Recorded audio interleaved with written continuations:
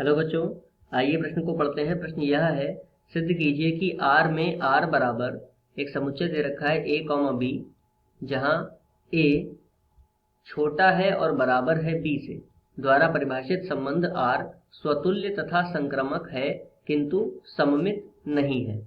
ऐसा हमें सिद्ध करना है। तो आइए सर्वप्रथम प्रश्न की मुख्य अवधारणा को देख लेते हैं। मुख्य अवधारणा,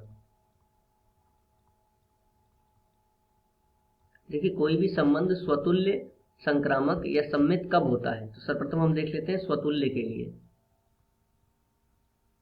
तो स्वतुल्य के लिए A का संबंध यदि A से बन रहा है, A का संबंध यदि A से परिभाषित है, तो हम यह कहेंगे, यानी कि A का खुद के साथ में यदि संबंध बनता है तो हम कहेंगे कि वह संबंध स्वतुल्य संबंध है। सममित के लिए क्या शर्त होती है?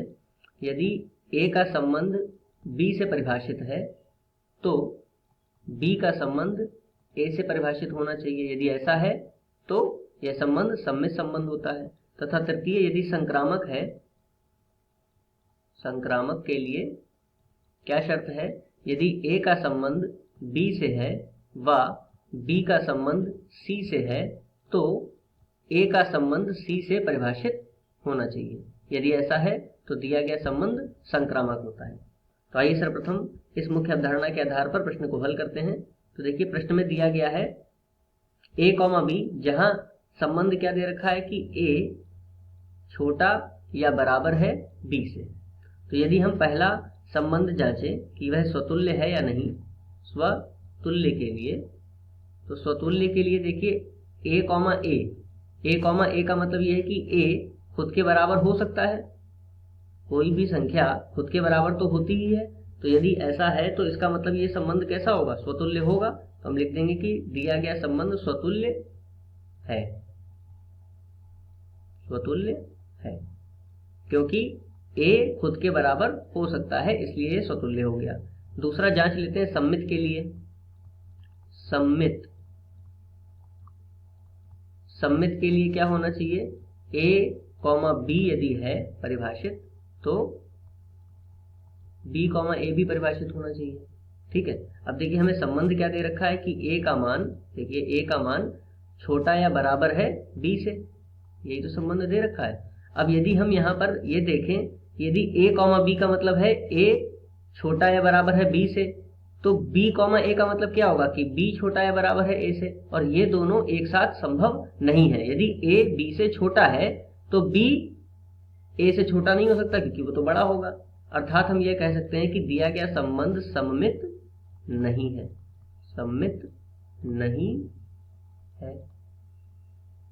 इसके पश्चात तृतीय देख लेते हैं संक्रामक होने के लिए।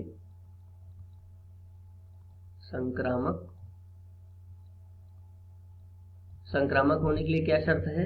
यदि A का B से संबंध हो व B का C से संबंध हो परिभाषित, तो A का C से संबंध परिभाषित होना चाहिए।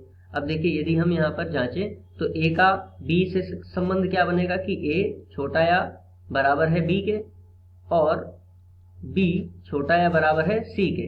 अब यहाँ से देखिए क्या निष्कर्ष निकलता है कि A B से छोटा है, B C से छोटा है। अर्थात निष्कर्ष में हम यह कह सकते हैं कि A C से छोटा या बराबर होगा। अर्थात A, C परिभाषित है, और जब A, C परिभाषित हो रहा है, इसका निष्कर्ष ये निकल रहा है, तो हम यह कह सकते हैं कि यह संबंध संक्रामक है, संक्रामक है। तो देखिए एक बार फिर से, स्वतुल्य हो रहा है, सममित नहीं है और संक्रामक है।